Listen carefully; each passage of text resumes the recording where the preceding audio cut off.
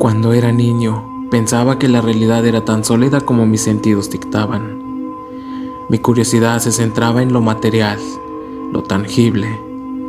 Nadie me advirtió que la realidad es mucho más compleja que nuestras limitadas capacidades para percibirla. A lo largo de mi infancia y mi adolescencia temprana, tuve una serie de experiencias que hasta hoy en día no consigo explicar. Por ejemplo, recuerdo una ocasión en específico. Un día caluroso cuando estaba en tercer grado de primaria. A la hora de la salida, más o menos a las 12 en punto, sonó el timbre como todos los días, y la cacofonía de niños se levantó de sus asientos para salir disparados hacia la puerta de salida, eufóricos por haber culminado un día más de clases. Yo salí detrás de ellos, aunque no compartía la misma emoción. Me sentía extrañamente fatigado. Ahora en retrospectiva recuerdo haber experimentado la misma sensación en distintas partes de mi vida, pero en ese momento no entendía lo que me pasaba. En mi inocencia infantil ni siquiera me cuestionaba sobre mi extraño estado. Tal vez asumí que era por el aburrimiento, pero ahora no lo recuerdo. Solo recuerdo que crucé la puerta de salida y el sol golpeó mi frente con toda su intensidad. De repente me sentí mareado.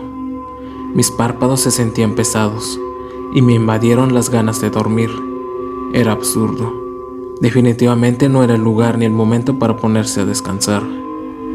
Mi casa estaba en lo alto de una colina y me esperaba media hora de caminata, una rutina normal para mí. Pero yo seguía sintiendo que ese día no quería hacerlo. Recuerdo que asumí que tal vez tenía fiebre o algo de lo que había comido me había hecho daño, aunque no me dolía el estómago. Caminé con disimulada normalidad, pues tenía pena de que mis compañeros me vieran en ese estado. Lo hice hasta que me alejé unos metros de la escuela y del bullicio, y me dejé caer bajo la sombra de un árbol, apoyándome pesadamente en uno de sus raíces. Eran los años 2000, y en aquel entonces no había smartphones ni ninguna otra manera de comunicarme con mis padres. Sabía que tenía que empezar a avanzar hacia mi casa. De alguna manera tenía que agarrar fuerzas de quién sabe dónde, levantarme y caminar. La luz del sol a mi vista parecía más rojizo de lo normal, y el ambiente se sentía excesivamente bochornoso. No le di importancia, pero estaba empapado en sudor, más de lo normal. Y entonces, la parte extraña de este acontecimiento. Simplemente mis recuerdos terminan hasta ahí. Yo sentado bajo ese árbol, preguntándome cómo podía caminar hasta mi casa, porque no recuerdo nada más. No recuerdo cómo salí de ahí, no recuerdo cómo llegué a mi casa. A veces, cuando me pongo a divagar, examino ese instante una y otra vez en mi mente, pero no recuerdo nada, solo un extraño vacío. He cuestionado a mis padres muchas veces sobre ese día, pero su respuesta solo alimenta mi desconcierto, pues no recuerdan ese día como algo relevante. Yo no me desmayé, porque si no, ellos lo habrían notado y seguramente me lo dirían. Simplemente, en esas horas perdidas es como si la realidad hubiera hecho un salto y nadie más lo recuerda.